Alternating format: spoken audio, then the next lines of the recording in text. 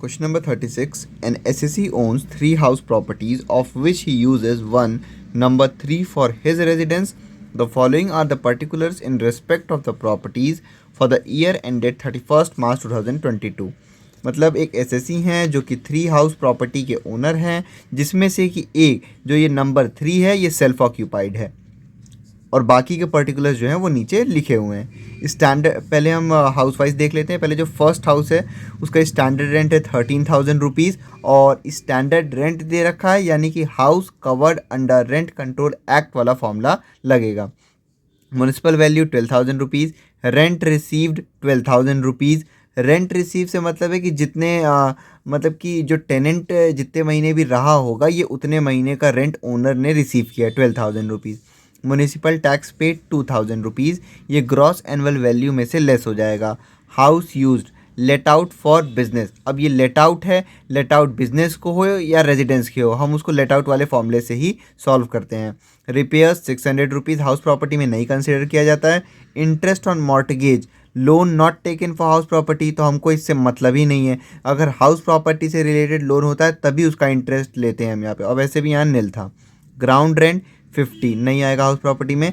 Fire insurance premium नहीं आएगा house property में। वैकेंसी पीरियड 4 मंथ्स, मतलब कि ये जो पहला वाला मकान जो लेट आउट पे था वो 4 महीने के लिए खाली था। अब ऐसे तो हम जब भी वैकेंट होता है कोई हाउस तो पहले हम एक्चुअल रेंट पूरे साल का ले लेते हैं और 4 महीने का रेंट को लेस कर देते हैं वैकेंसी में, लेकिन यहाँ हम वो चीज़ नहीं करेंगे क्योंकि यहाँ पे ये जो रेंट दिया है ये लिखा हुआ है रेंट रिसीव्ड, और रेंट रिसीव्ड से मतलब है कि भाई जितने महीने कोई किराएदार रहा होगा उतने ही महीने तो रेंट दिया होगा। जब यहाँ लिखा हुआ है कि 4 महीने ये घर खाली था, इसका मतलब कि ये जो रेंट है केवल 8 महीने का होगा, क्योंकि यहाँ कुछ मेंशन है नहीं तो, और ना ही ये लिखा है कि ये पर मंथ या पर एनम है। तो फिर रेंट रिसीव्ड तो जितने महीने रहा है टेनेंट उतने महीने, तो टेनेंट रहा है 8 महीने, क्योंकि 4 महीने वैकेंट था, यानी कि ये केवल 8 महीने का रेंट है, इसलिए इसमें वैकेंसी लेस नहीं होगा, केवल हम एक्चुअल रेंट में इतना ले लेंगे। कलेक्शन चार्जेस 850, कलेक्शन चार्जेस से हमको हाउस प्रॉपर्टी में कोई मतलब नहीं है। हाउस 2 देखते हैं। हाउस 2 स्टैंडर्ड रेंट 3600, ये भी house covered under rent control act वाले फॉर्मूले से सॉल्व होगा। Municipal value 4,000, rent receipt 4,800। Rent receive मतलब जितने भी महीने वो किराएदार रहा होगा ये उतने महीने का रेंट है। Municipal tax paid 500 rupees. House तो let out for residence, residence के लिए लेट आउट है तो ये लेट आउट वाले फॉर्मूले से ही सॉल्व होगा। रिपेयर्स 200, हाउस प्रॉपर्टी में इससे मतलब नहीं। Interest on mortgage loan not taken for house property 500 rupees, लेकिन हम इंटरेस्ट वही लेते हैं जो उसी लोन पे लेते हैं जो लोन हाउस प्रॉपर्टी से रिलेटेड होता है। ये लोन तो हाउस प्रॉपर्टी से रिलेटेड नहीं है तो इस वजह से ये वाला नहीं लेस होगा डिडक्शन में। ग्राउंड रेंट हाउस प्रॉपर्टी में नहीं आता है। फायर इंश्योरेंस प्रीमियम भी नहीं आता है। वैकेंसी पीरियड इसमें था नहीं। कलेक्शन चार्जेस हाउस प्रॉपर्टी में नहीं आता है। थर्ड में देख लेते हैं। स्टैंडर्ड रेंट नील है। म्यूनिसिपल वैल्यू 10,000 है। Rent received nil. Municipal tax paid 500। House is self occupied, third house self occupied है, यानी कि इसमें municipal value, gross annual value, municipal tax सब कुछ नील होता है, सीधे एनुअल वैल्यू इसमें नील रख देते हैं और इसमें डिडक्शन अंडर सेक्शन 24 मिलता है। और वहाँ लेकिन यहाँ पे ना ही इंटरेस्ट ऑन लोन या इंटरेस्ट ऑन कंस्ट्रक्शन कुछ भी नहीं दिया, तो हाउस प्रॉपर्टी तो पूरा ही नील आना है, लेकिन फिर भी हम इसको फॉर्मेट में कैलकुलेट करके दिखाएंगे। रिपेयर्स नहीं आता है। इंटरेस्ट ऑन मॉर्टगेज नहीं दिया है। ग्राउंड रेंट नहीं आता है। फायर इंश्योरेंस प्रीमियम नहीं आता है। वैकेंसी पेड नहीं आता है। कलेक्शन चार्जेस भी नहीं आता है। The assessee's income from other sources is 3,20,000 rupees. Compute the income from house property. अब यहाँ ये इनकम फ्रॉम अदर सोर्सेज केवल कंफ्यूज करने के लिए दिया है, वो सीधे पूछा है compute the income from house property, तो हाउस प्रॉपर्टी में अदर सोर्सेज से कोई मतलब ही नहीं है, तो हम सीधे बस हाउस प्रॉपर्टी पहले हाउस 1 का कैलकुलेट करेंगे, फिर हाउस 2 का और फिर हाउस 3, तीनों को ऐड कर देंगे, total income from house property आ जाएगा। सॉल्यूशन देखते हैं 36 का। पहले हम हाउस 1 का सॉल्व कर रहे हैं जो कि लेट आउट फॉर बिजनेस है, तो इसको लेट आउट वाले फॉर्मूले से सॉल्व करेंगे। पहले फॉर्मेट बना देंगे इसका, computation of income from house property, फिर जो भी असेसमेंट ईयर चल रहा होगा वो लिख देंगे, for the assessment year 2022-2023। House property में और यहाँ पे स्टैंडर्ड रेंट दे रखा है, तो इसका मतलब ये house covered under rent control act वाले फॉर्मूले से सॉल्व होगा। सबसे पहले लेते हैं इसमें म्युनिसिपल वैल्यू, एक्चुअल रेंट और फेयर रेंट। ये हम कवर्ड वाला फॉर्मूला लगा रहे हैं। तो म्युनिसिपल वैल्यू दे रखा है 12,000 rupees. Actual rent, rent received वही एक्चुअल रेंट हो जाएगा 12,000 रुपीज़। और फेयर रेंट क्वेश्चन में नहीं गिवन है, तो इन दोनों में से जो ग्रेटर है वो यहाँ पे आ जाएगा, यानी कि 12,000। उसके बाद हम लोग लिखते हैं एक्चुअल रेंट और स्टैंडर्ड रेंट। एक्चुअल रेंट तो यही जो अभी हमने ऊपर लिखा 12,000 रुपीज़, और स्टैंडर्ड रेंट क्वेश्चन में दे रखा है 13,000 रुपीज़। उसके बाद इन दोनों में से जो ग्रेटर है वो हम यहाँ लिख देंगे 13,000 रुपीज़। अब ये दोनों जो ग्रेटर हैं, इसमें से जो लोअर होगा वही हो जाएगा हमारा ग्रॉस एनुअल वैल्यू।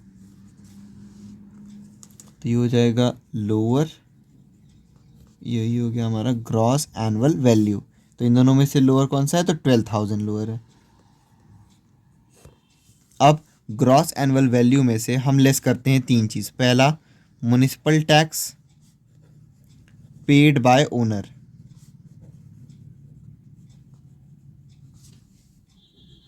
यहाँ पे म्युनिसिपल टैक्स पेड बोला गया 2,000,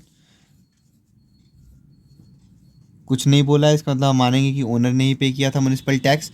उसके बाद आता है वैकेंसी। ऐसे तो इस क्वेश्चन में 4 महीने की वैकेंसी है, लेकिन जब हम यहाँ पे पूरे साल का रेंट लेते हैं और फिर जितने महीने का वैकेंसी होता है उतने महीने का यहाँ रेंट हम ले लेते और लेस कर देते। लेकिन क्वेश्चन में गिवन है कि रेंट रिसीव्ड, यानी कि जितने महीने वो रहा है होगा टेनेंट, उतने महीने का ये रेंट है। तो वैकेंसी वाला रेंट इसमें नहीं जुड़ा है, इसलिए वैकेंसी यहाँ पे हम कुछ नहीं लिखेंगे। फिर उसके बाद आ जाएगा अनरियलाइज रेंट। अनरियलाइज रेंट भी कोई इन्फॉर्मेशन नहीं है इसके बारे में। फिर ये 2,000 हम सीधे आउटर कॉलम में लिख देंगे और इसको 12,000 में से लेस कर देंगे। ये आ जाएगा 10,000 रुपीज़। ये हो गया एनुअल वैल्यू। अब एनुअल वैल्यू में से हम लेस कर देंगे तीन चीज़। पहले लिख देते हैं हम डिडक्शंस अंडर सेक्शन 24। पहला डिडक्शन 30% ऑफ एनुअल वैल्यू, तो हम यहाँ लिखेंगे 30% ऑफ 10,000 रुपीज़। 10,000 का 30% यह आ जाएगा 3,000 रुपीज़। उसके बाद हम लेते हैं इंटरेस्ट ऑन प्रीवियस ईयर। तो यहाँ पे वैसे तो नील था, अगर होता भी तो नहीं लेते क्योंकि लोन हाउस प्रॉपर्टी के लिए नहीं था, तो ये नील हो जाएगा। वैसे भी नील था यहाँ पे। फिर उसका इंटरेस्ट ऑन कंस्ट्रक्शन पीरियड, तो कोई भी इंफॉर्मेशन नहीं दिया गया इसके बारे में, ये भी नील हो जाएगा। अब ये 3,000 हम सीधे आउटर कॉलम में लिख देंगे और एनुअल वैल्यू में से लेस कर लेंगे। ये आ जाएगा हमारा 7,000 रुपीज़। ये हो गया इनकम फ्रॉम हाउस प्रॉपर्टी।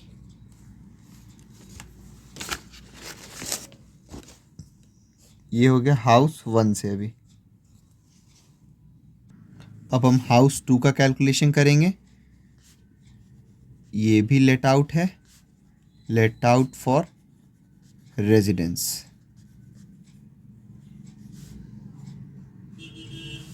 सबसे पहले इसमें भी हम फॉर्मेट बना लेंगे, कंप्यूटेशन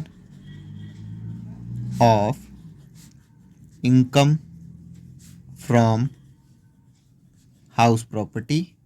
फिर जो भी असेसमेंट ईयर चलेगा हमारा वो फॉर द असेसमेंट ईयर 2022-2023। क्योंकि इसमें भी स्टैंडर्ड रेंट गिवन है, इसलिए house covered under rent control act वाले फॉर्मूले से होगा। तो यहाँ पे सबसे पहले हम लेंगे म्युनिसिपल वैल्यू, फिर एक्चुअल रेंट और फेयर रेंट। तो सेकंड हाउस का म्युनिसिपल वैल्यू है 4,000 रुपीज़। एक्चुअल रेंट गिवन है 4,800 रुपीज़ और फेयर रेंट क्वेश्चन में नहीं गिवन है। तो इन दोनों में से जो ग्रेटर होगा वो यहाँ पे आ जाएगा, यानी कि 4800 रुपीज़। उसके बाद एक्चुअल रेंट और स्टैंडर्ड रेंट। एक्चुअल रेंट यही जो अभी हमने ऊपर लिखा है 4800 रुपीज़, और स्टैंडर्ड रेंट दिया हुआ है 3600 रुपीज़। अब इन दोनों में से जो ग्रेटर है वो हम यहाँ लिख देंगे 4800 रुपीज़। अब ये दोनों जो ग्रेटर अमाउंट है इसमें से जो लोअर है वही हो जाएगा हमारा gross annual value, lower gross annual value. तो इन दोनों में से ये दोनों ही बराबर हैं, तो इसलिए हम लिख देंगे 4800। ये हो गया ग्रॉस एनुअल वैल्यू। अब ग्रॉस एनुअल वैल्यू में से हम लेस करेंगे तीन चीज़। पहला municipal tax paid by owner. तो यहाँ म्युनिसिपल टैक्स पेड से बोला है, इसका मतलब हम मानेंगे ओनर ने पे किया है और 500 रुपीज़ दे रखा है, तो 500 rupees municipal tax paid by owner के बाद हम लेते हैं वैकेंसी। तो इस क्वेश्चन में हाउस 2 के लिए कोई भी वैकेंसी नहीं थी, तो ये नील हो जाएगा। और उसके बाद आता है अनरियलाइज्ड रेंट। अनरियलाइज्ड रेंट भी नहीं है क्वेश्चन में।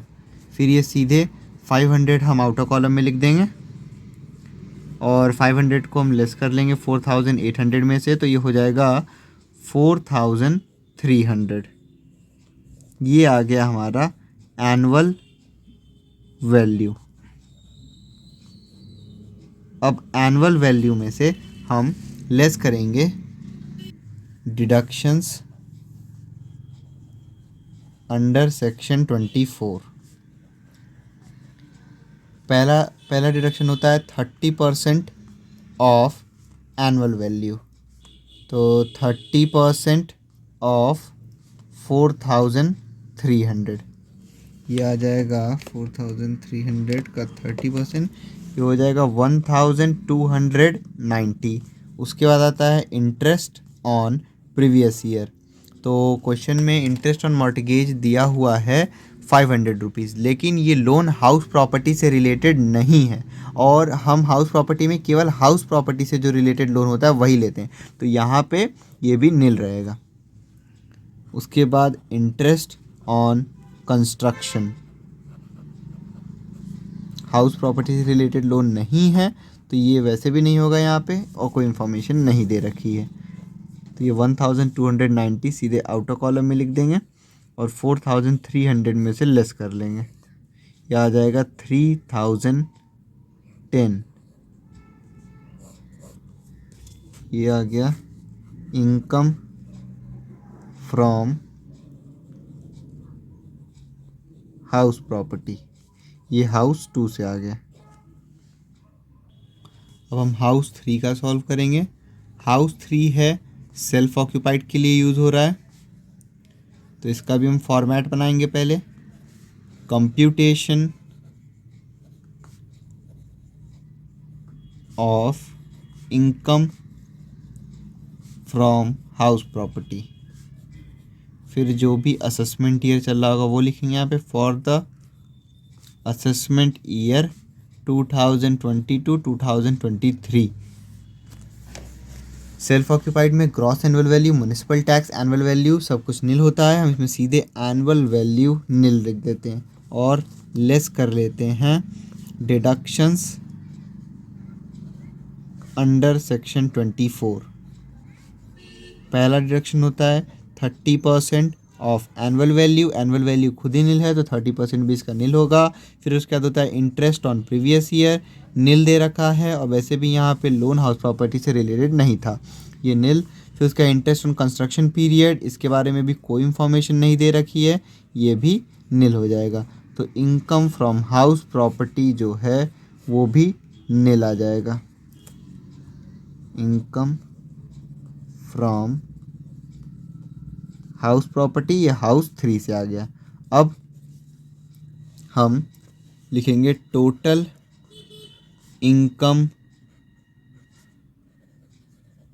From house property.